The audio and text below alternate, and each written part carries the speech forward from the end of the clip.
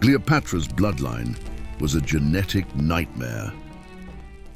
They were worshipped as gods, crowned in gold, veiled in silk, and rotten to their bones.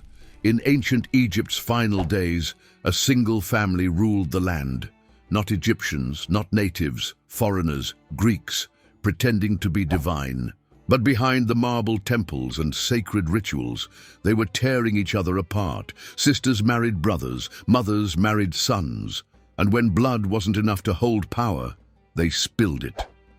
Cleopatra didn't come from a royal family. She came from a genetic prison, a dynasty so obsessed with keeping power in the family, they bred themselves into madness. This isn't history. This is Ptolemaic Egypt, where pharaohs slept with their sisters and murdered their own children for the throne. Welcome to the dynasty that loved itself to death. The birth of a bloody dynasty. The Ptolemaic dynasty didn't rise from Egyptian soil. It slithered in from the corpse of a dead empire. In 323 BC, Alexander the Great, conqueror of the known world, dropped dead in Babylon without an heir. His empire, stitched together by war and ego, splintered overnight. His generals, known as the Diadochi, carved it into pieces like vultures picking at a carcass. One of those generals was Ptolemy, son of Lagus, a Macedonian noble and one of Alexander's closest companions. But where others vied for new empires, Ptolemy wanted something different, something older. He seized Egypt, not through conquest, but calculation. He brought Alexander's body back with him, burying it in Alexandria, turning the city into a cult center for the dead god-king. With that, Ptolemy laid claim to more than just land. He claimed legacy, and Egypt, ancient, sacred, eternal, was the perfect place to fake divinity. The Egyptians were used to being ruled by gods. Their pharaohs had always been divine sons of Ra, walking between worlds. So Ptolemy didn't just rule, he transformed. He crowned himself pharaoh, dressed in Egyptian garb, and commissioned temples in his name. But inside the palace walls, he was still Macedonian to the core. Ptolemy wasn't just building a kingdom, he was planting the seed of a dynasty, one that would last for nearly 300 years. But to do that, he had to solve a problem, one that would become the dynasty's ultimate curse. Succession. Egyptian pharaohs were supposed to be gods, and gods didn't marry peasants. Gods married their sisters. So the Greeks looked back at Egyptian myth, at Isis and Osiris, the brother-sister couple who ruled the heavens, and took notes. Under Ptolemy I, the groundwork was laid, a royal bloodline maintained by exclusivity. No outsiders, no intermarriage with Egyptian nobility, only pure-blooded Macedonian Greeks. At first it was symbolic, a show of divine legitimacy. But soon it would become doctrine, a dynasty that worshipped itself, feared outsiders, and made incest a political strategy. The tragedy? It worked. For a while. Under Ptolemy I and his son, Egypt flourished. Trade exploded. Alexandria became a center of learning and power. The Library of Alexandria grew into the greatest archive in the world. From the outside, it looked like a golden age. But in the shadows, the royal bloodline was starting to fester. Because incest isn't just a taboo, it's a genetic trap, a slow spiral into madness, deformity, and delusion. And the Ptolemies weren't just dipping their toes into the forbidden, they were diving in headfirst. This dynasty wasn't built to last, it was built to implode. And the first explosion came with Ptolemy II. From royal to rotten, incest becomes policy. Ptolemy II didn't just inherit a kingdom, he inherited a dangerous idea. The first pharaoh of the dynasty, his father, had flirted with divine imagery. But Ptolemy II took it further. He wanted to be a god, not just metaphorically, but in lineage, image, and practice. And that meant embracing something that had, until then, existed mostly in myth. Brother-sister marriage. His chosen bride, Arsinoe II, his full-blood sister. Let that sink in. This wasn't a marriage of distant cousins, not a union arranged to link kingdoms. This was full-on genetic roulette, a statement to the world that the bloodline came first, and the world noticed. Even the Greeks, who had no problem with polytheism, looked at this union and flinched. They called him Philadelphus, the sibling lover. Meant as an insult, but Ptolemy wore it like a crown. This was no accidental romance. It was policy, a deliberate choice to keep the throne locked down. If power stayed within the family, there could be no outside claims, no noble uprising, no half-blood heirs. The dynasty would remain pure, or so they thought. But nature doesn't care about politics. What began with one marriage became a generational tradition. Ptolemaic kings and queens began marrying their siblings as standard practice, often from their early teens. By the time Cleopatra IIth was born, it was just expected. Every heir was born of incest. Every ruler came from the same twisted bloodline. And it wasn't just the marriages, it was what happened after. These weren't loving unions. These were political fictions, often soaked in hate. Brothers poisoned sisters, sisters overthrew brothers. Some married underage siblings just to claim the throne, then had them quietly eliminated. Because once you've declared your family sacred, anyone who shares your blood is both your closest ally and your most dangerous threat. The court became a palace of whispers, spies, poisoners, eunuchs, slaves who knew too much, lovers who knew more, and always, somewhere in the shadows, a sibling sharpening a knife. Behind the facade of divine rule was a festering pit of incestuous rivalries and psychological collapse. You couldn't trust your wife, because she was your sister. You couldn't trust your children, because one of them might be your heir and the others might try to kill him. You couldn't trust your mother, because she might want the throne back. And as the bloodline doubled back on itself, generation after generation, the results grew more and more grotesque. Illness, rage, delusion, violence, the kind of instability that no amount of gold or ritual could hide. By the time we reach the middle generations, the Ptolemies aren't even pretending to be normal. They've normalized the unnatural, institutionalized incest. And in doing so, they've built a system where the only path to power is through betrayal.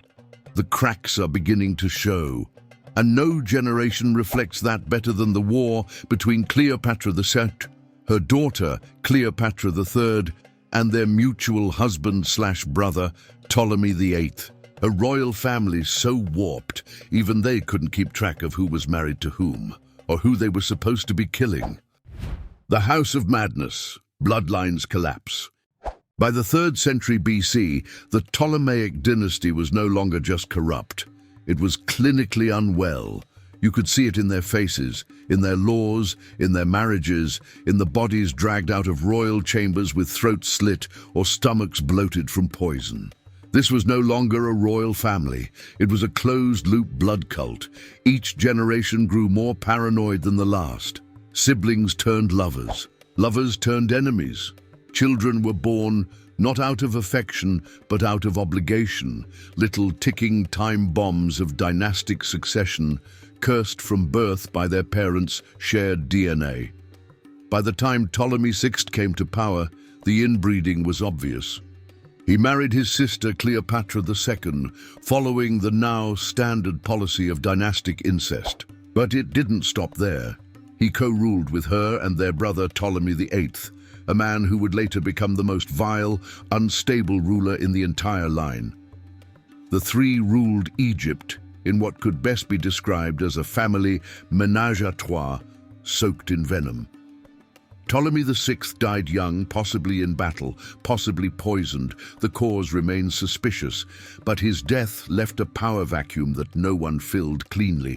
Because Ptolemy VIII wanted more than power. He wanted revenge.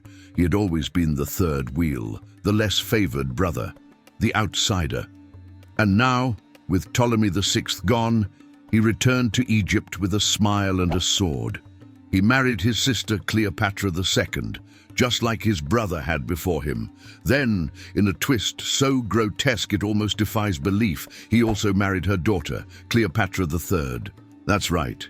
He married his niece, who was also his stepdaughter, and raised her up as co-queen alongside her own mother.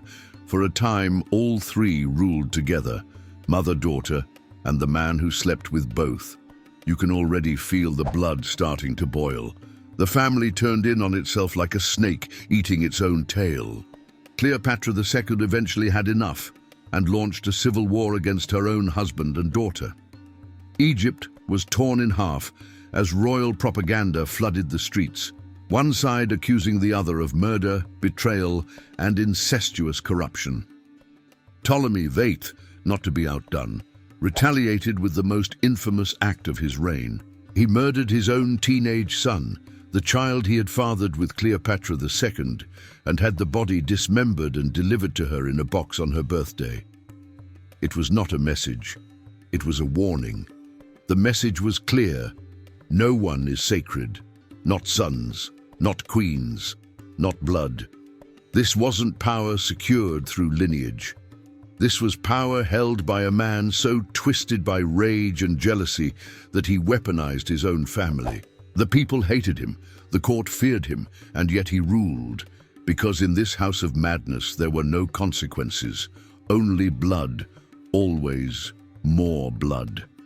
By the time Ptolemy VIII finally died, bloated, hated, and surrounded by sycophants, the dynasty was shattered.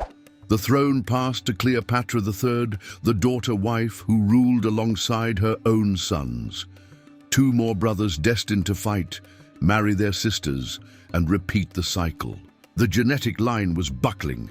Madness was now baked into the family tree, and Egypt, the land they claimed to love, was suffocating beneath the weight of their decay. But the worst was yet to come, because this decaying bloodline was hurtling toward its final icon, and her name was Cleopatra. Cleopatra II, III, and IV, the civil war of the sister wives. You'd be forgiven for needing a chart at this point, because by now the Ptolemaic family tree looks less like a hierarchy and more like a knot of snakes mating with themselves. But nowhere is the tangle more vicious than in the era of the three Cleopatras, second, third, and the fourth, a trio of queens bound by blood, marriage, and unrelenting hatred. Let's start with Cleopatra II, wife and sister of Ptolemy VI, then later wife of Ptolemy VIII, who was also her younger brother. With her first husband dead under suspicious circumstances, Cleopatra too found herself stuck with a new king who had once lived in her shadow, a man she barely tolerated, until he committed the unthinkable. He married Cleopatra III, her own daughter. It wasn't just betrayal, it was humiliation, sanctified by marriage and crowned in public. Cleopatra III wasn't just elevated to queen, she was made co-ruler, equal in power to her mother, a child raised to become her mother's political executioner. And then, with a face full of honeyed smiles, Ptolemy VIII ignited open war between the women of his own household. Civil war tore through Egypt.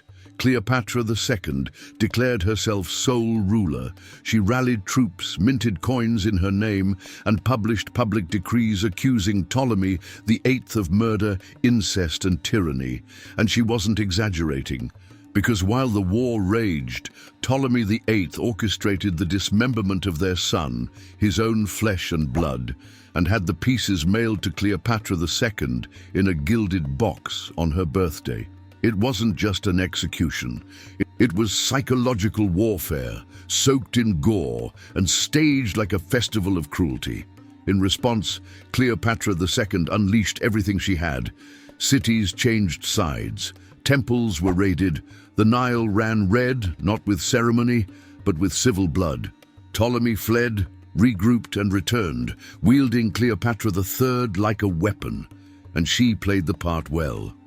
Cleopatra III knew her mother was finished. She sided with her husband/father/uncle and helped crush the rebellion. And when the dust settled, Cleopatra II was forced to accept her daughter as queen, the very woman who had replaced her in the marriage bed and on the throne. But the story didn't end there. Because Cleopatra III, once the usurper, would go on to commit her own horrors. She bore 5 children. 2 sons became kings. One was possibly murdered by her, another was exiled. The rest became pawns in her endless game for power. When she died, it was allegedly on the orders of her own son, Ptolemaic, who may have had her murdered in the palace and cast aside without ceremony. Her end, like so many in this bloodline, was sudden, suspicious, and swallowed by lies. As for Cleopatra IV, daughter of Cleopatra III, she didn't escape the pattern. She married her brother, was cast aside for political gain, and then married a Seleucid prince in a bid for power abroad. Her reward? Assassination, likely ordered by her own sister. This is what the Ptolemaic dynasty had become, a murderous carousel of queens and kings, mothers and daughters, spinning faster with every generation until nothing was left but a blur of incest, poison, and grief. The public saw the palace as cursed. The priests stopped caring. Rome began circling like a vulture, but the dynasty still had one last flare of brilliance before it collapsed completely. Her name was Cleopatra VII, and her story would be the most famous and most fatal of them all. Ptolemy VII, the drunken puppet. By the time Ptolemy VII stumbled onto the throne, the Ptolemaic dynasty was a carcass crawling with flies. And he was no butcher. He was a flute player, literally, known as Ptolemy Auletes, the flute player. Cleopatra VII's father was a man born to a throne, but unfit to hold it. He wasn't a warrior, he wasn't a scholar, he wasn't even particularly ambitious. He was, in every sense, a placeholder, a man propped up by bribery, booze, and desperation. When he claimed the crown in 80 BC, no one truly accepted his rule. His parentage was suspect, possibly illegitimate, the result of yet another murky Ptolemaic union. The Alexandrian elite despised him, the people mocked him, and the Roman Empire? It saw an opportunity. To maintain power, Ptolemy VII did what no Ptolemy before him dared. He sold Egypt. He bribed the Roman Senate, specifically the powerful consul Pompey, with massive sums of money, extracted directly from Egypt's temples and people. In return, he received formal recognition as Egypt's ruler. A deal with the devil. And like all deals with devils, the cost came due. The kingdom collapsed into unrest. The people rioted as taxes soared and temples were looted. Priests were executed for resisting. The once mighty kingdom of the Nile, land of pyramids and gods, had become a client state to a foreign power, and its ruler was a sniveling puppet. It got worse. In 58 BC, after another spike in Roman tribute payments and mass discontent, Ptolemy VII was exiled. His own people forced him out. Alexandria turned on him, installed his daughter Berenice IV as ruler, and dared him to come back. But Auletes wasn't done humiliating himself. He fled to Rome, not with honor, but with empty pockets. There he begged for support like a common merchant. He threw money at senators, hosted decadent parties, and promised future gold in exchange for Roman muscle. And Rome obliged. With the help of the Roman general Aulus Gabinius, Ptolemy the Fiend returned to Egypt in 55 BC, flanked by Roman troops and soaked in revenge. His daughter Berenice IV was dragged from the palace and executed, likely strangled on her own father's orders. She was barely 20. The message was clear. Loyalty to the old bloodline meant nothing, not even to family, especially not to family. Ptolemy was back in power, but only because he'd auctioned Egypt's sovereignty to foreign soldiers.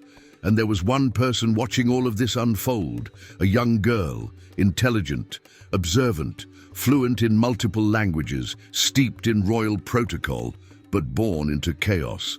Cleopatra IIth, the last true Ptolemy, was quietly learning that in her family, blood is a liability. She had watched her father grovel to Rome. She had seen her half-sister murdered for daring to rule. And she knew, even as a child, that power wouldn't be inherited. It would be taken, with charm, with strategy, and with ruthless precision. Because if she didn't seize it, someone else would. And when Ptolemy VII finally died in 51 BC, he left behind a kingdom riddled with debt, a throne drowning in rivals, and a daughter ready to do whatever it took to survive it all. Cleopatra had arrived, but to hold the throne, she'd have to marry her own brother, then outlive him. Cleopatra VII, beauty, brilliance, and a broken legacy. Cleopatra VII was the final flower blooming from a rotting tree. Born into a house of incest, betrayal, and collapse, she was a product of centuries of genetic roulette, but Cleopatra was different, sharper, shrewder. Raised in a palace of whispers and corpses, she learned early that survival didn't come from love or loyalty. It came from control. When her father, Ptolemy VII, finally died in 51 BC, Cleopatra was about 18 years old. His will, likely drafted under Roman influence, declared she was to co-rule with her younger brother, Ptolemy VIII, a boy of 10. And so, following tradition, Cleopatra married him. Brother, husband, rival. The cycle began again, but Cleopatra had no intention of being a ceremonial queen. She immediately began stripping her brother of power. She removed his name from official documents, issued coins with her image alone, took personal control of the army and treasury, and in doing so, she committed the greatest crime in the Ptolemaic dynasty. She acted like a pharaoh. The boy's regents, his tutors, generals, and backers, revolted. Within a year, Cleopatra was exiled from Alexandria, cast out by her own blood. She fled to the desert, regrouped, and waited. Then Rome arrived. Julius Caesar, the most powerful man in the world, landed in Alexandria chasing his rival Pompey. He found Pompey's severed head. He also found opportunity. And Cleopatra saw it too. What happened next has been romanticized for centuries. Cleopatra sneaking into Caesar's quarters wrapped in a rug, seduction, alliance, a child born 9 months later. But remove the poetry and its raw strategy. Cleopatra wasn't a temptress.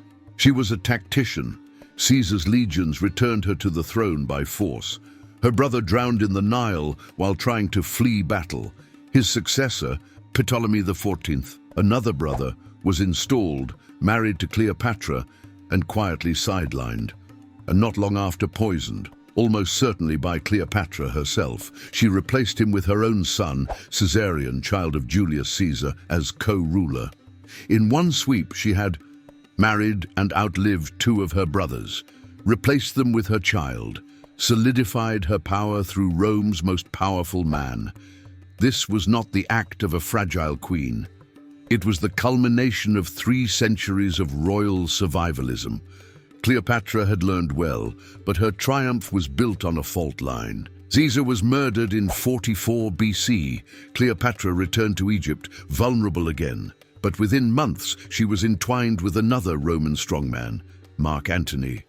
Their relationship became legendary. Love, war, children, and scandal. But like everything Cleopatra touched, it ended in blood.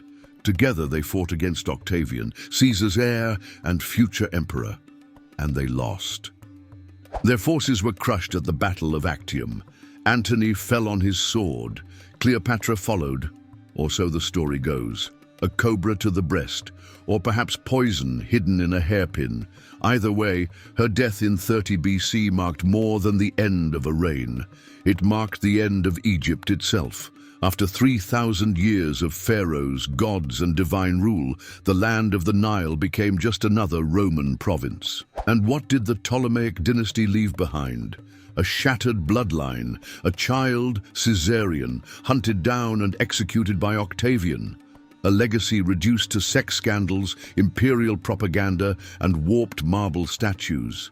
Cleopatra's brilliance was undeniable. She spoke at least 9 languages, studied astronomy, medicine, politics, outwitted generals, captivated 2 of Rome's most powerful men. But even she couldn't escape the rot in her family tree. She was the last bloom in a garden of incest and madness, raised to love her brother-husband, trained to kill her siblings, and sacrificed to Rome's rising empire. The dynasty was dead. Its bloodline extinguished, but its story was far from forgotten. Autopsy of a bloodline, how inbreeding killed a dynasty. At the surface, the Ptolemies ruled a golden empire. Temples glowed under the desert sun. Alexandria thrived as a center of learning. Coins shimmered with the faces of kings and queens wrapped in diadems. But beneath that brilliance was a corpse, rotting from the inside out. The Ptolemaic dynasty lasted nearly 300 years, a feat in ancient politics. But it didn't die from foreign invasion or natural disaster. It died from a genetic suicide pact carried out over generations. Historians and geneticists agree, repeated incest among full siblings causes genetic bottlenecking. Mutations aren't diluted, they compound. Physical deformities, infertility, cognitive impairment, mood disorders, paranoia, aggression, all more likely when the same defective genes loop again and again. And the Ptolemies, they didn't just risk it, they enshrined it. Of the 15 Ptolemaic rulers, at least 10 married their sisters. Many of their children married each other. Some of their queens were also their nieces or even daughters. This wasn't just playing with fire. It was burning down the house with torches in both hands. Let's be clear, most ancient dynasties practiced some degree of close marriage. But the Ptolemies took it further, harder and longer than almost anyone else. Even the infamous Habsburgs. By Cleopatra II's generation, the gene pool was a stagnant swamp. While no skeletal remains of Cleopatra herself have ever been definitively found, scholars suspect the dynasty was riddled with inherited conditions, particularly mental instability. The obsessive jealousies, the impulsive executions, the paranoid purges, the seemingly ritualized family murders. These weren't isolated acts of cruelty, they were symptoms. Let's take a closer look. Ptolemy VIII dismembered his own child. Cleopatra III may have murdered her son to keep power. Cleopatra VII killed 2 of her own brothers, both also her husbands. Cleopatra IV was murdered by her sister. Berenice IV was executed by her own father. This wasn't just dysfunction, it was dynastic psychosis, a bloodline trapped in its own echo chamber, where every family member was both a threat and a tool. Inbreeding didn't just compromise their bodies, it corroded their judgment. They stopped trusting outsiders. Then they stopped trusting each other. By the end, the Ptolemies weren't ruling Egypt. They were surviving it, one knife at a time. The irony is brutal. They married siblings to keep the bloodline pure, but all they preserved was a genetic tomb, a sealed vault of paranoia, disease, and isolation. And when Cleopatra finally collapsed into death, so did the entire house. There were no cousins, no healthy heirs, no backup plans. The royal line imploded, and Rome stepped in to sweep up the pieces. Today, all that remains are crumbling statues, half-translated scrolls, and the occasional royal coin with a family portrait that, if you look closely, starts to resemble the same face, over and over again. The dynasty folded in on itself, like an Ouroboros, the ancient serpent eating its own tail, except this one choked to death. Legacy of madness, what the Ptolemies left behind. When the dust finally settled in 30 BC, The Ptolemaic dynasty left behind no heirs, no allies, and no monuments untouched by scandal. Cleopatra IIth, the last pharaoh, was gone. Her son, Caesarion, was hunted down and executed by Octavian's orders. With a single blade, 3 centuries of rule ended in silence, but the world did not forget. The Ptolemies had ruled longer than most empires last. They built libraries that shaped civilization, funded scholars, astronomers, and mathematicians who pushed human knowledge forward. They turned Alexandria into the beating heart of the ancient world. But behind the scrolls and stonework was a dynasty that fed on itself. Their legacy is one of contradiction, high culture and low cruelty, innovation built on incest, power defended with poison, a ruling class that called itself divine but acted like demons. Their legacy is one of contradiction, high culture and low cruelty, innovation built on incest, power defended with poison, a ruling class that called itself divine but acted like demons. And in the shadows of every temple, behind every marble bust, there lingers one unmistakable truth. The dynasty didn't die by Roman steel. It died from within. From the moment Ptolemy I crowned himself pharaoh, the rot began. Each sibling marriage deepened the wound. Each betrayal widened the crack. By the time Cleopatra wrapped herself in royal linen, the structure had already crumbled. She was simply the last survivor standing on its ruins. What the Ptolemies left behind wasn't just Egypt under Roman rule. They left behind a warning, a case study in hereditary delusion, in what happens when a ruling class locks the doors, closes the gene pool, and declares itself untouchable. They became prisoners of their own bloodline, worshipped as gods, but undone by biology. And maybe that's the truest curse of all. Not dying by enemy hands, but being eaten alive by your own name. So the next time you hear the name Cleopatra, remember this. She wasn't just the last queen of Egypt. She was the final echo of a dynasty that loved itself to death. If you thought this was disturbing, trust me, Egypt wasn't the only empire built on madness. Hit subscribe for more twisted legacies and royal rot. And tell me in the comments, which royal family do you think was even worse? The Habsburgs, the Medicis, or something I haven't dared cover yet? I'll be watching.